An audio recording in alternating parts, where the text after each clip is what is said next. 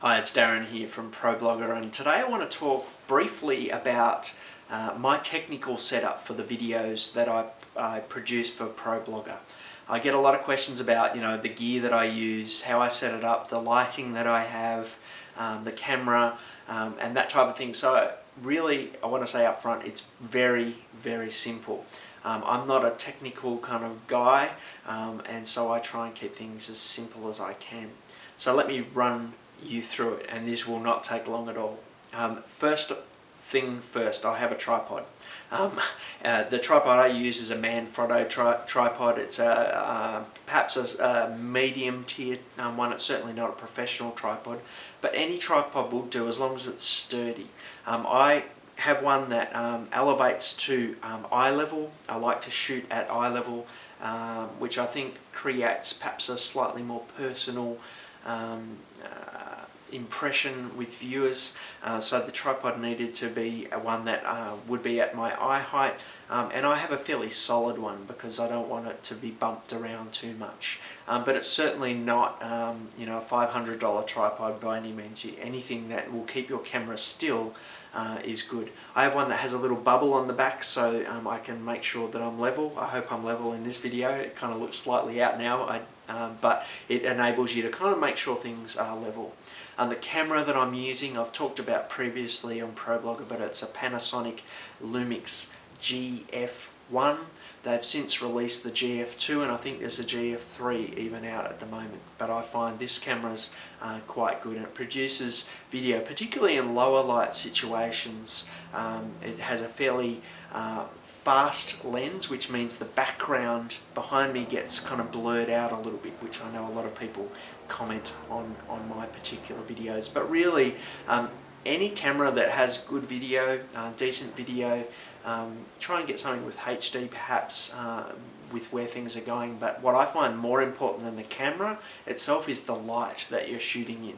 The room that I'm in at the moment is the office where I work, and it's at the front of my house, and it has some quite large windows here on my left to your right, and they have some shutters on them, so I can open and close the shutters and try and get a light that is bright enough to shoot with, but is also diffused. So at the moment the sun is streaming in, and I could potentially shoot in direct sunlight. I could have myself a little bit further forward and have some light on me, but what I try and do is diffuse it. And so I'm pushing the different levers at different points to try and light the room to get something a little bit more even. Sometimes I will shoot with a reflector here on my right hand side. It's a photography reflector which sort of just pushes some light back up on this side. If you don't have one of those, and they're only like $15 or $20, you could use a whiteboard or a big sheet of white paper. Pretty much anything that will reflect a little bit of light up can help to balance things out. What I find is that if you've got some decent natural light, you end up with videos that look a higher quality than if you were shooting in a dark kind of space. It's the light that often will really lift your videos up. Think about the background that you're shooting at. In some ways this isn't the best background, it's quite busy, but it seems to have gone over quite well with readers, so I've kind of kept it. Quite often people suggest shooting in sort of a plain background. Again, something that's quite light can help to bounce that light around.